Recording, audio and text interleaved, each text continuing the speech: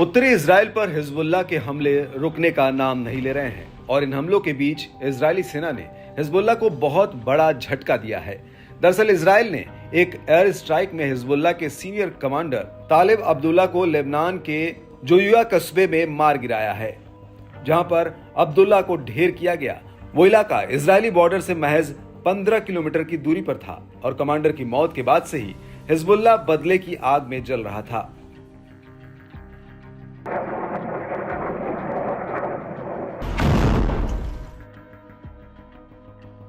और अब अपने कमांडर की मौत का बदला लेने के लिए हिजबुल्लाह बुरी तरह से बौखला गया है और इसी बौखलाहट में हिजबुल्लाह ने उत्तरी इजराइल पर अभी तक का सबसे बड़ा हमला किया है। हिजबुल्लाह ने इजराइल पर 100 से ज्यादा रॉकेटों का सोल्वो फायर किया है।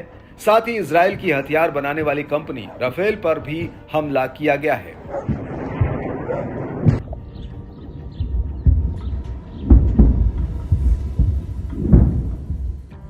वहीं इजरायली मीडिया का कहना है कि हिजबुल्लाह ने 160 रॉकेट्स का जत्था उत्तरी इजराइल पर फायर किया है और इनमें से कई rockets Rafael advance system company पर फायर किए गए हैं। और जैसे ही यह हमला शुरू हुआ, उसके तुरंत बाद इस इलाके की करीब 10 किलोमीटर की रेंज में रहने वाले लोगों को शेल्टर के भीतर ही रहने की हिदायत दी गई। इजरायली सेना ने इन लोगों से शेल्टर के भीतर ही रहने के लिए कहा है।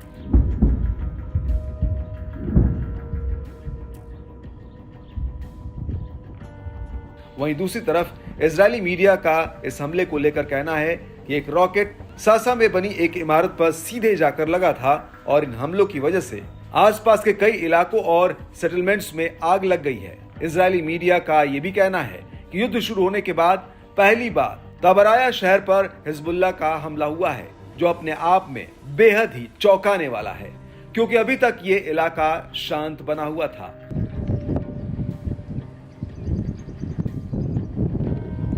आपको बता दें कि इजरायली मीडिया का कहना है कि हिजबुल्लाह के इन हमलों की वजह से साफेद, रोशपिना और अल जलील इलाके की कई जगहों पर हवाई हमलों के सायरन बजने लगे थे। इजरायली मीडिया का यह भी कहना है कि उत्तरी इजराइल के कई सेटलमेंट्स में अतिरिक्त रूप से हवाई हमले के सायरन एक्टिवेट कर दिए गए थे। यहां तक कि अपर अल जलील के माउंट मेरोन इलाके में भी अलर्ट जारी किया गया है।